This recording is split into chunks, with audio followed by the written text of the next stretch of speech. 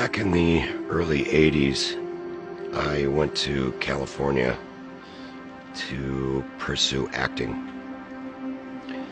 I was there for about a week and landed a motion picture. And I thought to myself, well, this isn't so hard. And then a couple of months later, there was a writer's strike in Hollywood, union writer's strike, and the whole town shut down. And I, like a lot of actors and florists and cameramen and everything else, started to starve. So I subsidized my income by doing modeling work. And one day a makeup artist handed me her business card and said, "You're cute, and if you ever want to do any nude work, call this number." And I remember being very gracious and said thank you, but of course I was thinking that will ruin my career, so I couldn't do that. Well, about a month after that, I was really starving. I think I had 2 cans, 1 can of little potatoes and 1 can of pork and beans. And I gave in to the temptation, made the phone call, and they said, "Be here at this time." And I showed up, and I made my first adult movie. And it was surprising how easy that was.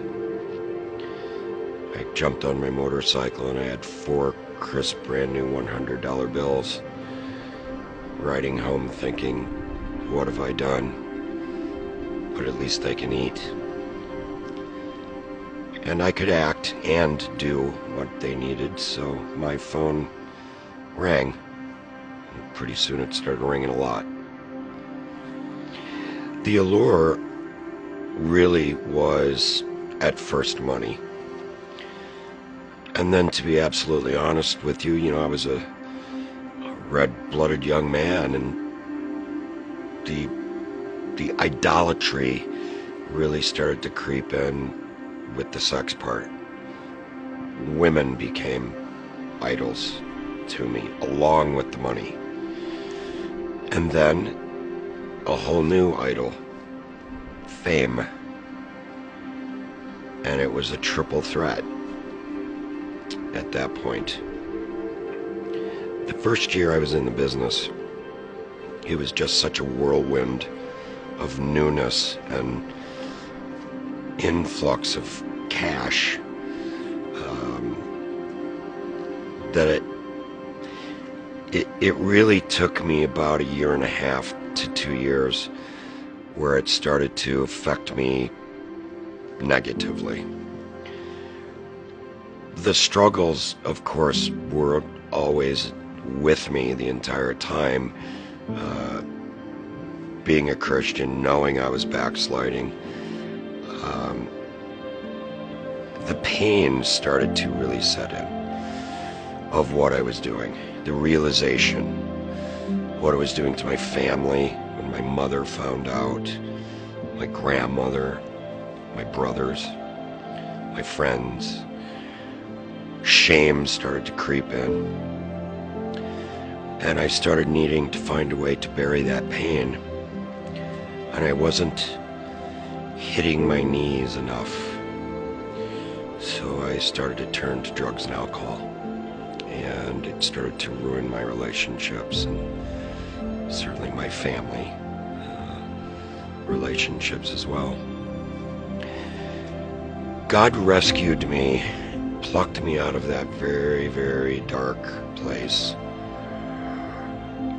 One day, we'll jump ahead 25 years because that's how long I was in the business. I got into my car after a big movie, and all day long there's people catering to you and anything you need, what can we get you? And so I kind of would play that game of movie star when I was on the set, giving them everything that they wanted. Well, this one particular day, I got in my car I turned the key, started the vehicle, and drove about 1 block and pulled over and just